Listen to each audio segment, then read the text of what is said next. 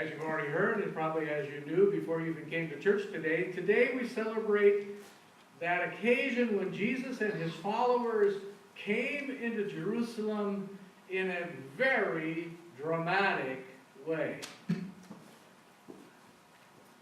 We see Jesus riding on a borrowed donkey, while the people wave branches and shout, "Hosanna!" Now, one of the things that has always struck me about this particular scene, and by the way, this is in all of the Gospels. Not every story we think about is in all of the Gospels, but this one is in all of the Gospels. But one of the things that I've always kind of went, about is it seems so very out of character for Jesus. I don't think Jesus was one to encourage people to shout his praise. He didn't need to be the center of attention or admiration. I don't think. So when this happened, I think we need to look really closely at what's going on here, because I don't think that this happened so Jesus could have an ego booster. I don't think he needed that. So why did Jesus set this up? I say set this up because as you read the story, you can immediately see that it's no accident. Jesus deliberately set up what was going to happen as he went into Jerusalem in a very specific way. So, what's the message here? What is Jesus trying to tell us? Because this is really one of the most contrived, manufactured bits of theater in all of the story of Jesus, in all of the Gospels. Jesus knows exactly what he's doing, and he knows exactly what he's saying in this triumphal entry into Jerusalem. Bob Elder once wrote, Jesus comes into Jerusalem on a borrowed donkey. Now, what kind of a king is that? Not only that, but Jesus was born in a borrowed place and laid in a borrowed manger. And as he traveled, he had no place of his own to spend the night. So every night he slept in a borrowed bed. He rode into the city on a borrowed donkey. He ate his final meal in a borrowed room. He was crucified on a borrowed cross, wearing a borrowed crown of thorns that jokers stuck upon his head. And when he died, somebody placed his body in a borrowed tomb. What kind of a king is that? Now, another thing. It's very specific in this. The fact that he asked to ride on a borrowed colt, it specifically says, a colt that has never been ridden. Now, I don't know about you, but I've seen people try to ride horses, donkeys, that have never been ridden.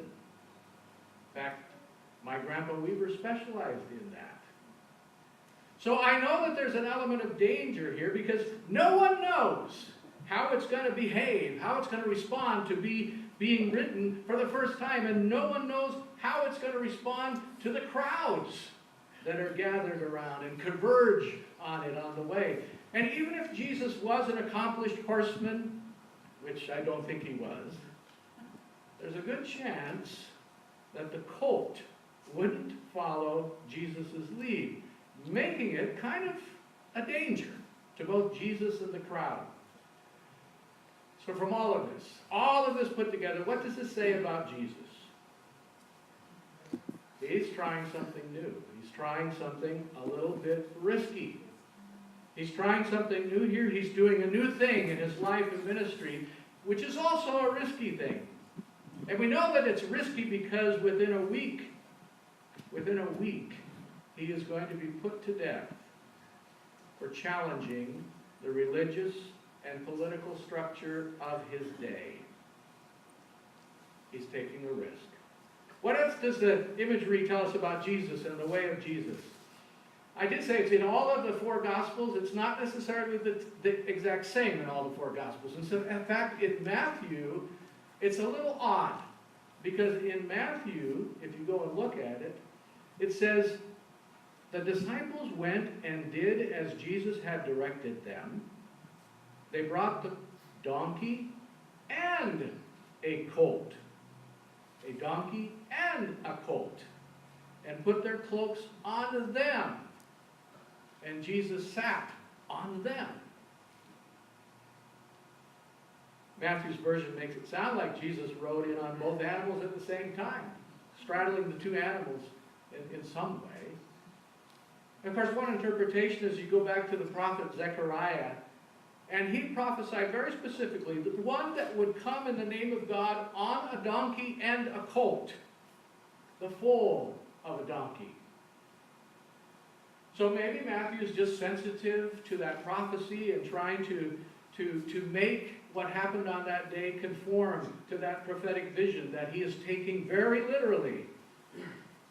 But maybe Matthew is telling us something with even deeper meaning. Think about this. In his teaching and his ministry, Jesus confronts the military. He confronts the economic powerhouse of Rome. The military force of Rome and the economic powerhouse of Rome time and time again. And I think he does that to juxtapose who he is compared with the powers that be. He stands for a different way. He stands for a way of peace, a way of justice, and a way of compassion. So I want you to just imagine the way Matthew describes it. Jesus entering the city, riding on a nursing donkey with her little colt trotting alongside her. That is about the most unmilitaristic mount imaginable. Jesus is saying, I think, I'm not a threat. I'm not a threat in a military way. This Jesus is not a threat in a violent way. This Jesus we love, this Jesus we follow, is a threat to a system of oppression and violence because he comes in a different way, bringing a compassionate peace. He comes bringing love. He comes bringing a vision of what the world can be if we only follow his ways. So I kind of like that imagery of him on this little donkey, and I even see his feet kind of dragging on the ground because the donkey, and then the little foal right next to its mother. The people of Jerusalem may not have fully understand who they were welcoming with shouts of Hosanna. I don't think they could have fully grasped what it meant to proclaim Jesus as their hoped-for Messiah. Because what they saw on that day was not a mighty warrior riding atop a war horse.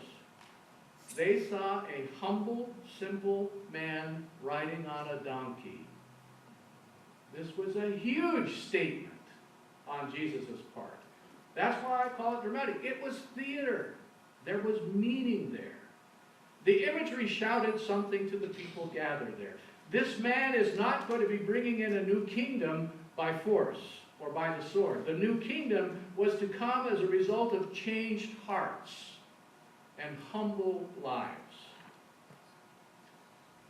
You need to remember that in the days before the Passover, it was the custom of Pilate to enter into Jerusalem from another gate. I think it was James that pointed out Jesus comes in through the sheep gate, not even the main gate of Jerusalem. Pilate comes in through the main gate in a big show. He's riding on a war horse, on a chariot, and he has weapons surrounding him to remind the pilgrims that are coming for the Passover that Rome was in charge. So don't get any ideas.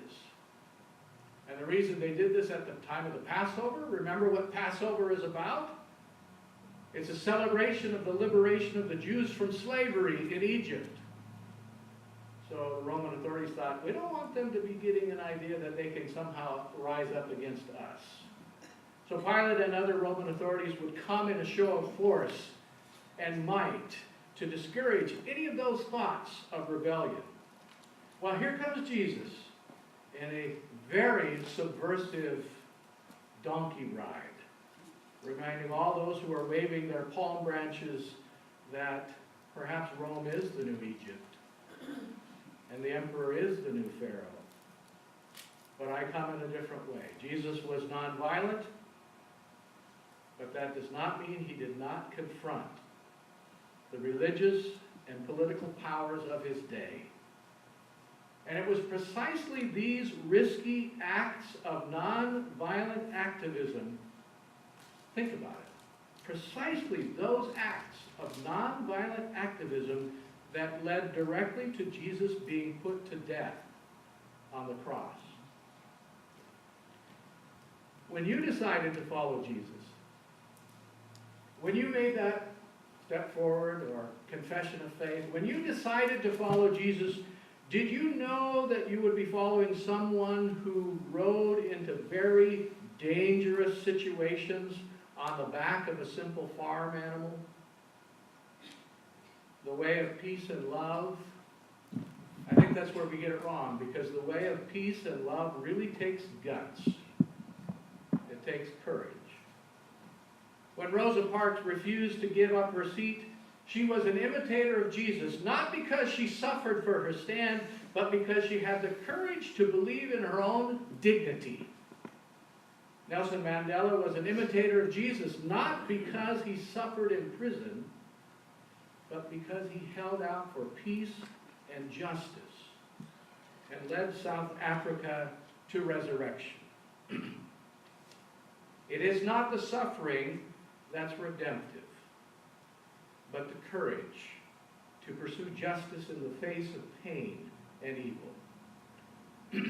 So I want you to go home with that imagery of Jesus on Palm Sunday. And it speaks volumes. And so I ask you, where do you find yourself? Where do you find yourself in this Palm Sunday parade? What imagery do we project as a church? What imagery do we project as followers of Jesus in this place and in this time? Yesterday, as you are aware, across our nation and across the world, we joined with millions of people who gathered and paraded to ask for an end to gun violence. I think that Jesus would have been leading that parade. Jesus was not afraid to confront the powers that be and call them to a way of peace and love. And you and I are followers of Jesus. So we are the ones who are left with the job of calling the world to a different way, a better way.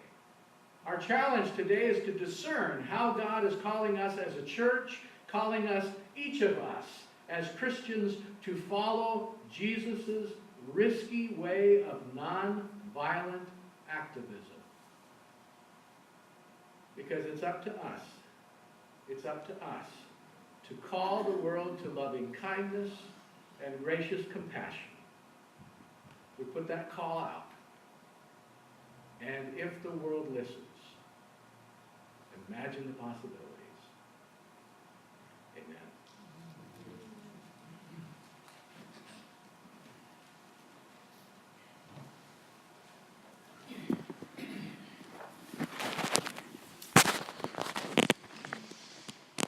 So as we prepare to present our offerings to the Lord,